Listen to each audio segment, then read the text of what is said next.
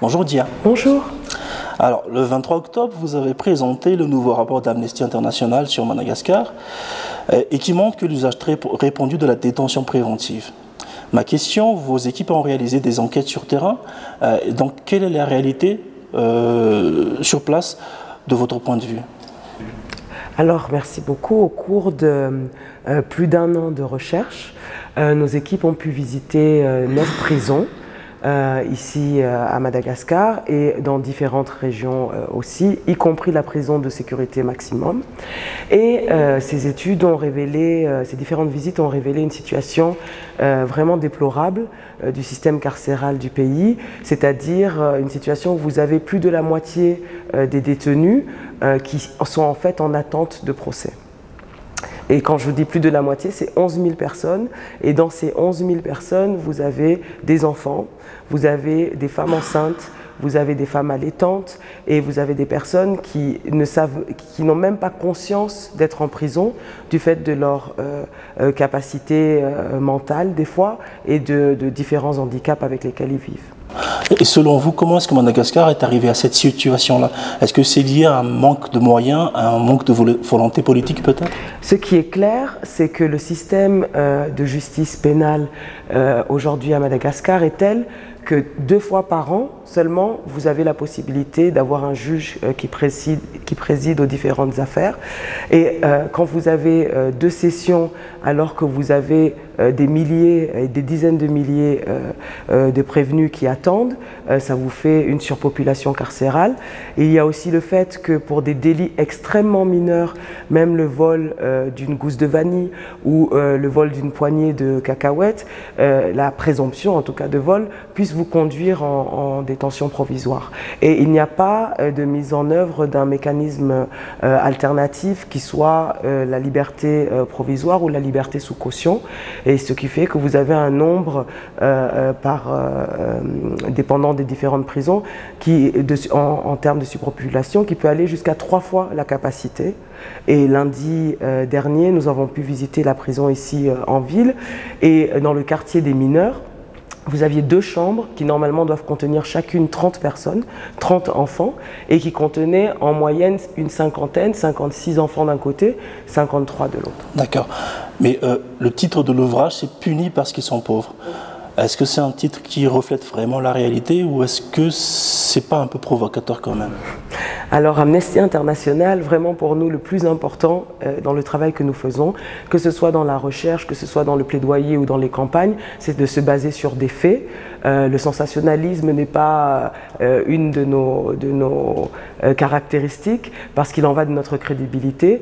Le rapport s'appelle Punis parce qu'ils sont pauvres, parce que de ces personnes dont je viens de vous parler, on s'est rendu compte que la plus grande majorité sont des personnes qui vivent en situation de pauvreté ou qui viennent de milieux socio-économiques vraiment plus faibles que l'élite ou la classe moyenne. Ce sont des personnes qui se sont retrouvées parfois au mauvais endroit, au mauvais moment, et parce que du fait de ne pas avoir de moyens financiers, ne peuvent pas avoir accès à un avocat, ne savent pas des fois ce qu'est un avocat, et donc restent en prison jusqu'à 3 ans en préventive pour une poignée de cacahuètes.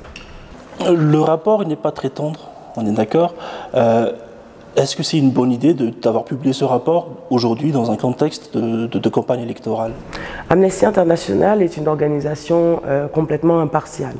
Le fait que le rapport ait été lancé le 23 octobre est vraiment une coïncidence de calendrier parce que nous avons des calendriers de recherche. La recherche était prête, conclue, validée et donc il était temps de lancer le rapport. C'est pour ça.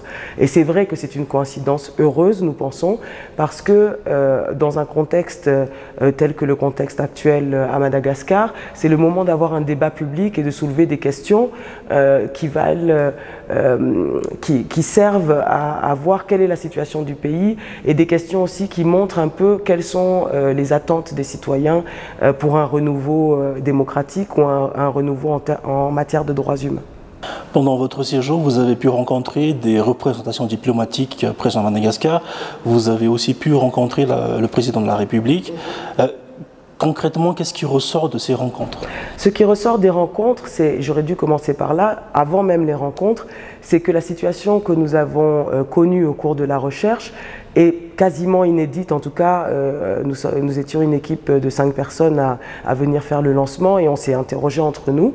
Et avec en ajoutant nos différentes expériences, vous arrivez à 70 ans ou un peu plus d'expérience dans ce genre de travail. C'est la première fois que nous allons dans un pays où le gouvernement nous ouvre les portes de ses prisons, ne nous cache rien et montre par là même qu'il a à cœur de participer à la recherche de solutions. Les rencontres que nous avons eues, une fois le rapport lancé, étaient dans le cadre d'un plaidoyer.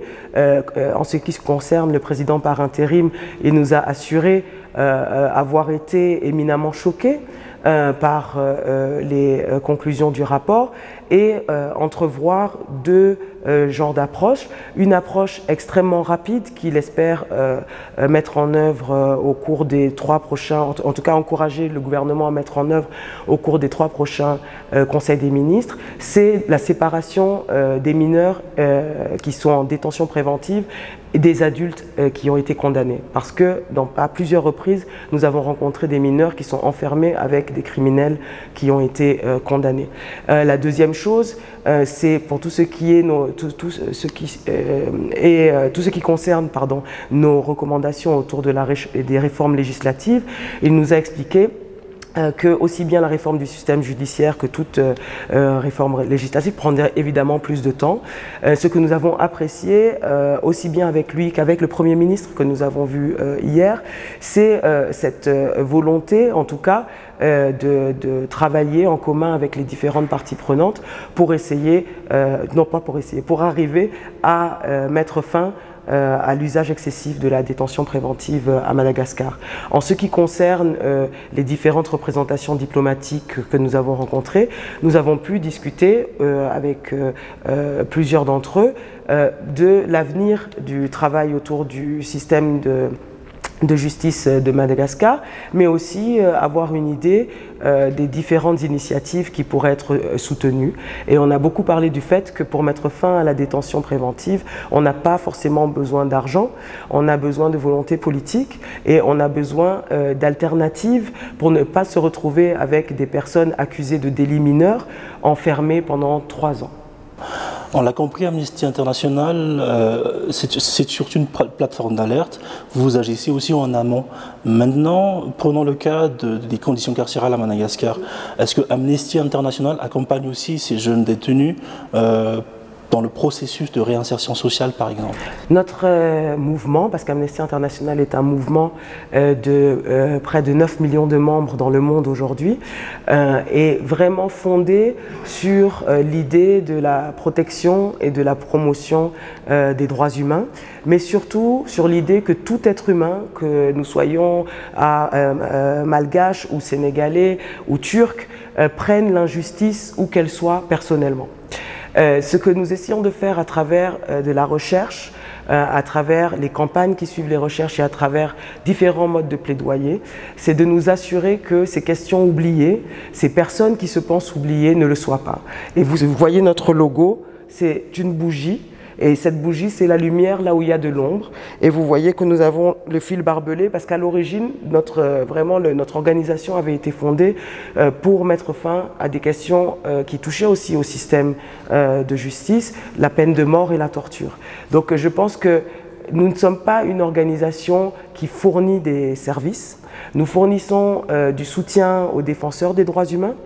Nous fournissons du soutien aux personnes qui sont en situation de détresse due à des abus de droit, mais pour ce qui est aujourd'hui de la situation des détenus de Madagascar, nous sommes convaincus que la solution et le soutien viendront de l'État et de ses partenaires, de la société civile. Hier, nous avons organisé une rencontre avec les jeunes malgaches. Nous avons eu des jeunes qui sont d'ici, de cette province, d'autres sont venus de l'Est, d'autres sont venus du Sud, et vraiment dans toute leur diversité, vivant avec un handicap, venant des périphéries, etc. Et nous avons pu discuter, présenter, comme nous l'avons fait avec les journalistes mardi, avec les parties prenantes mercredi, jeudi, nous avons présenté les conclusions du rapport aux jeunes malgaches et nous leur avons demandé de nous donner des recommandations ou en tout cas de nous dire ce qu'ils en pensaient. Et le même choc, le même outrage était présent à la vue des photos,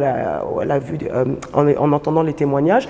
Mais on a conclu notre visite sur cette rencontre parce que la deuxième partie de notre rencontre avec les jeunes était tournée vers les solutions et les différents mouvements représentés, même des jeunes qui étaient là en tant que citoyens, nous ont assuré qu'ils étaient prêts à jouer leur rôle et qu'ils voulaient vraiment construire un mouvement de jeunes actifs et ils ont même trouvé un nouveau cri de guerre. Je ne vais pas vous écorcher le malgache, mais en français c'est jeunesse prête, déterminée. Je crois que ça nous dit tout. Merci Dia. Merci beaucoup.